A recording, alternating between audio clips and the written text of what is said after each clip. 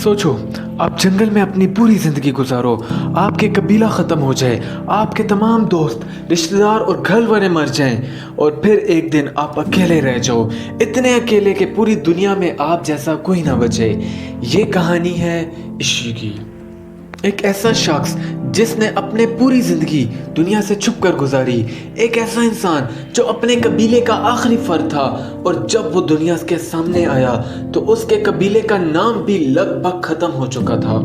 लेकिन इशी की कहानी सिर्फ एक आदमी की कहानी नहीं, बल्कि एक पूरी तहजीब, एक पूरी ज़बान और एक पूरी कौम के ख़त्म होने की कहानी है।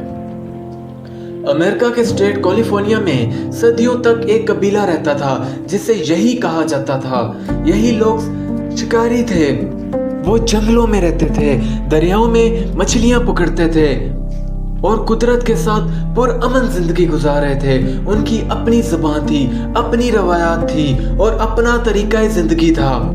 हजारों साल तक ये लोग इसी तरह रहते थे, मगर फिर 1848 में कैलिफोर्निया में सोना यानी गोल्ड डिस्कवर हुआ और सब कुछ बदल गया।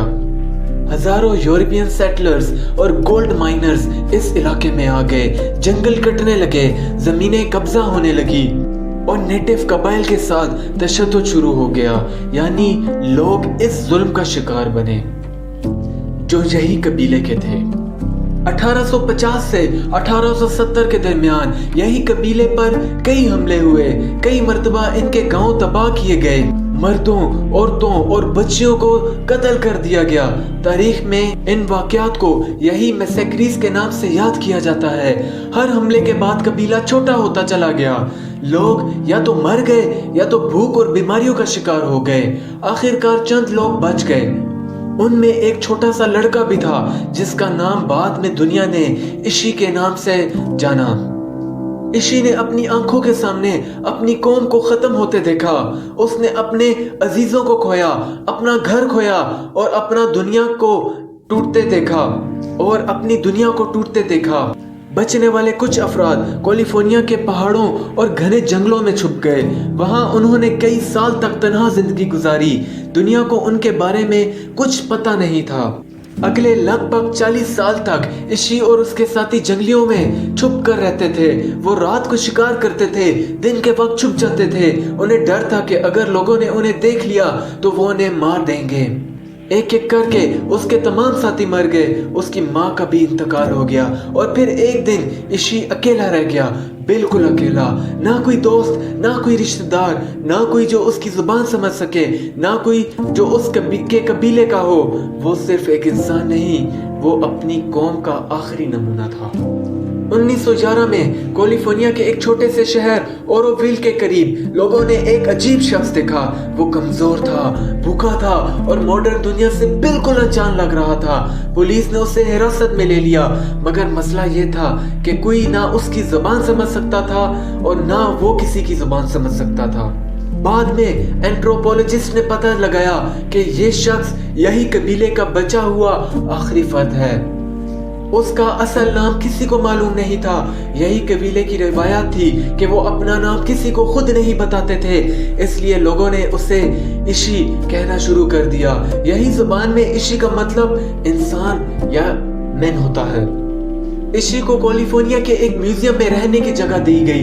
वहां साइंटिस्ट और रिसर्चर्स ने उससे बहुत कुछ सीखा। उसने उन्हें तीर बनाना सिखाया, शिकार के तरीके बताए, आज आग जलाना सिखाया और यही कबीले की रिवायात के बारे में मालूमात दी। पहली बार लोगों ने यही तहजीब को समझना शुरू किया। लोग उसे देखने आते थे, कुछ लोग उससे मोहब्बत करते थे, मगर कुछ लोग उसे सिर्फ एक क्यूरियोसिटी समझते थे, जैसे वो म्यूजियम का कोई एग्जिबिट हो। इशी ने मॉडर्न दुनिया को देखा, रेलगाड़ी देखी, टेलीफोन देखा, इलेक्ट्रिसिटी देखी। ये सब चीजें उसके लिए बिल्कुल नई थी, मगर फिर भी उसने खुद को नए माहौल के साथ न ढला। 1916 में इशी ट्यूबरक्यूलोसिस का शिकार हो गया। उस जमाने में इस बीमारी का कोई इलाज नहीं था। 24 मार्च 1916 को इशी का इंतकाल हो गया। उसके साथ ही यही कबीले का आखिरी जिंदा राब्ता भी खत्म हो गया। एक जबान, एक तहजीब और एक पूरी कौम का आखिरी गवाह दुनिया से चला गया। इशी की कहानी हमें ये बात याद दिलाती है कि कोई कबीला या ज़बान ख़त्म होता है तो सिर्फ लोग नहीं मरते, उनके साथ उनकी कहानियाँ, उनका इल्म और उनकी पहचान भी खो जाती है। और शायद इसीलिए इशी को सिर्फ एक इंसान नहीं बल्कि एक पूरी दुनिया का आखिरी सफ़ीर कहा जाता है। मैं था आपका होस्ट। अगर आपको यह कहानी पसंद आई हो तो वीडियो को लाइक करें, चैनल सब्सक्राइब करें और मिलते हैं एक और हैरत अंगेज कहानी के साथ। शुक्रिया।